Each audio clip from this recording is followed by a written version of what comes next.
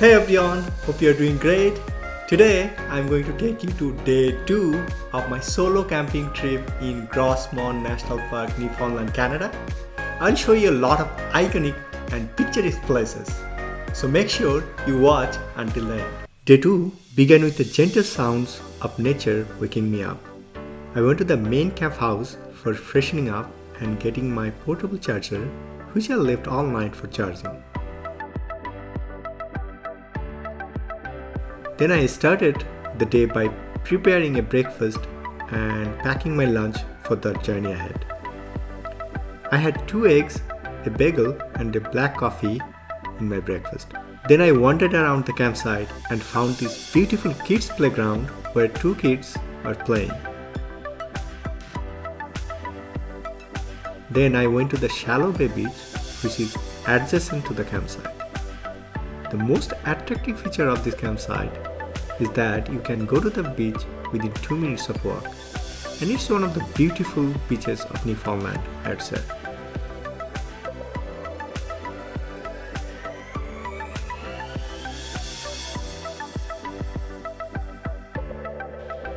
The morning breeze and the sound of the waves were the perfect way to kickstart my day.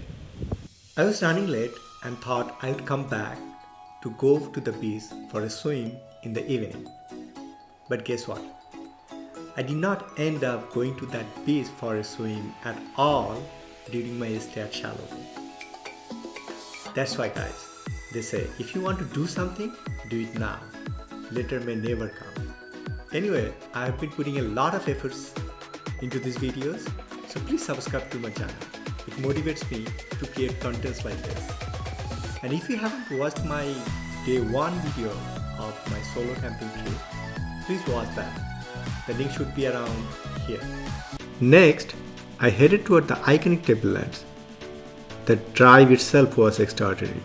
Breathtaking views and weather so pristine, it made everything look untouched and authentic. I was stopping at different viewpoints around the road and soaking up the natural beauties as much as possible.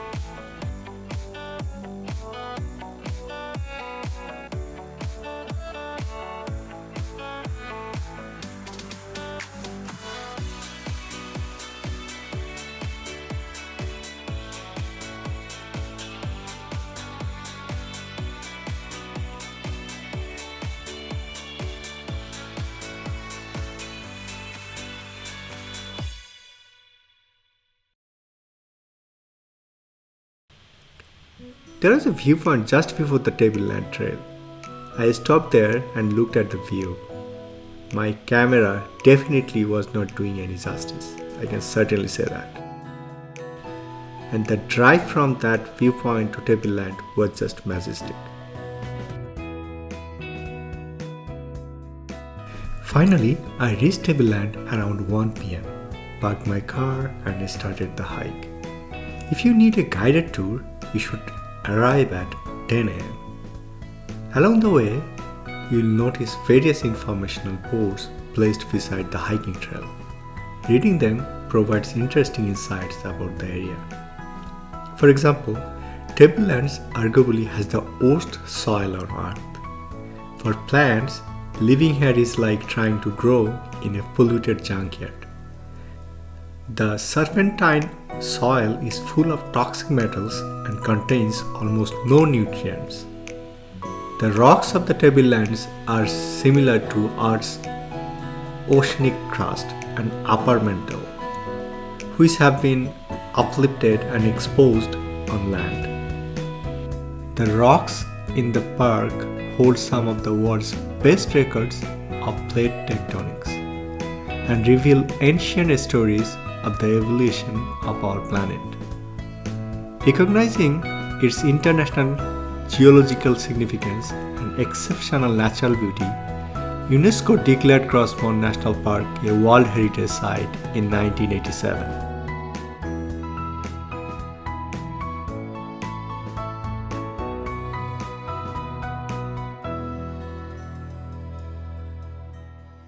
I spent 2 hours hiking through the incredible Tablelands. This unique terrain is unlike anything I have ever seen. As I ventured further into the mountains, I followed the sound of flowing water, drawn to its soothing allure. I found a tranquil spot where the water was so inviting it felt like I should take a dip. Though I did not swim, I soaked my feet and sat there, surrounded by towering mountains. In that moment, I felt a deep sense of calm and accomplishment, like I had already won the day.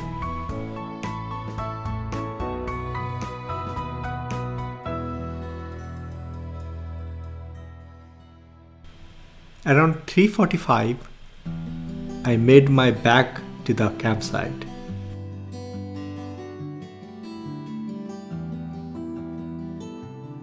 On the way, I stopped at several scenic viewpoints along the roadside, each offering its own unique perspective of Grouse Mound's beauty. From Woody Point, I probably had the best view of Grouse Mound. It was mesmerizing, and the weather was so beautiful that everything looked absolutely perfect.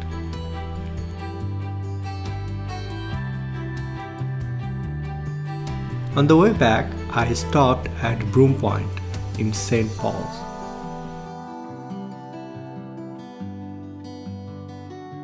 Before heading there, I took a small trail called Steve's Trails. Although the start of the trail was not particularly fascinating, I decided to hike it anyway.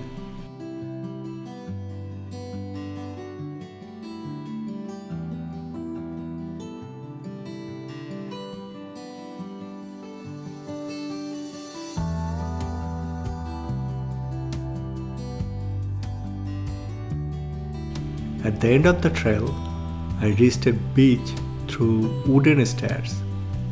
It felt like heaven. From there, you could see the high mountains of Grouse Mound and watch the waves crashing on the beach. I sat there for a while, soaking in the serenity before heading to Broom Point. I wandered around Broom Point, soaking the tranquility and magnificence of the surroundings.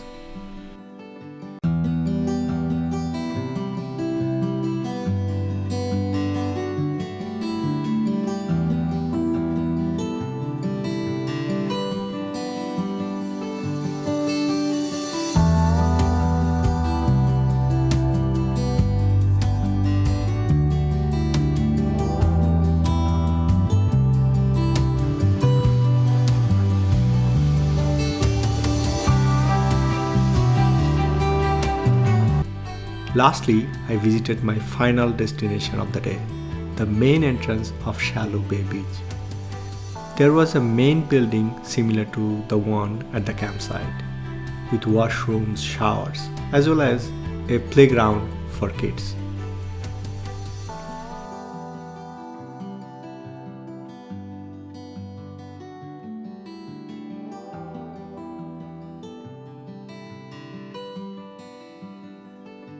By 8:30 in the evening, I returned to my campsite, feeling fulfilled for the day's adventure.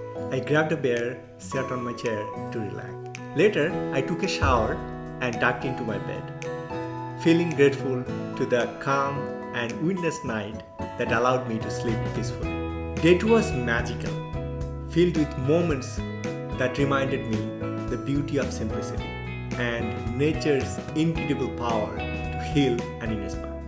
Remember friends, enjoying the journey is more important than reaching the destination, because the journey is long and the destination is fleeting. Stay tuned for day 3 and don't forget to like, comment and subscribe to my channel. Until I see you next time, take care, bye bye.